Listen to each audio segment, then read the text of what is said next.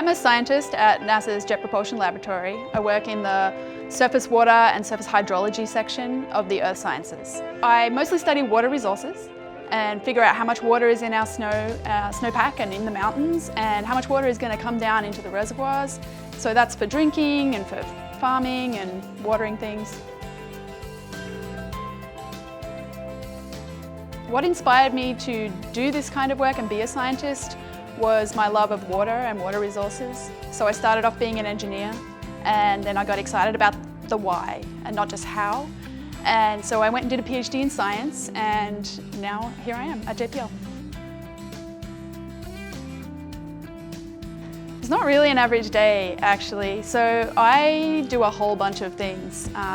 Some days I'm sitting in front of my desk, typing and writing code.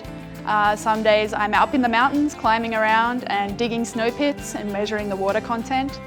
So I'm hiking, getting a lot of sun and solar reflection from the snow. Some days I'm up in the plane, where I get to fly around inside the plane and look out at the mountains and make sure the measurements we're collecting are really good. There's lots of things that I do.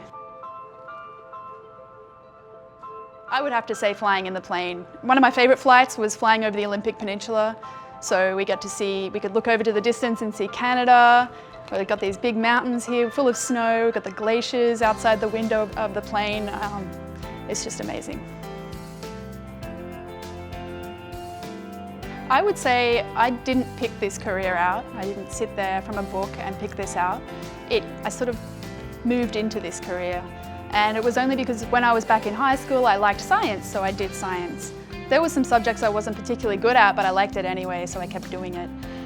You don't have to be the top of your class, you just need to pass, basically, at that level. And then I went to university and just, again, followed the things that I liked doing. And so I did engineering, and I thought that that was really useful. And then I moved into my PhD purely because I wanted to learn more about the snow in Australia, which was where I'm from. So you don't need to be great at what you do, you just need to really love it.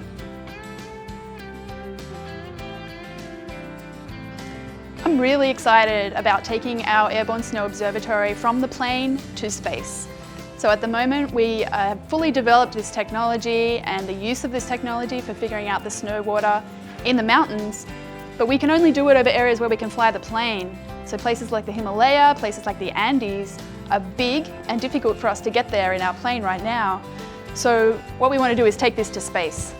We might use different instruments, we might use different ways of getting the answers, but I want to use this new technology that's coming out to take this technology to space.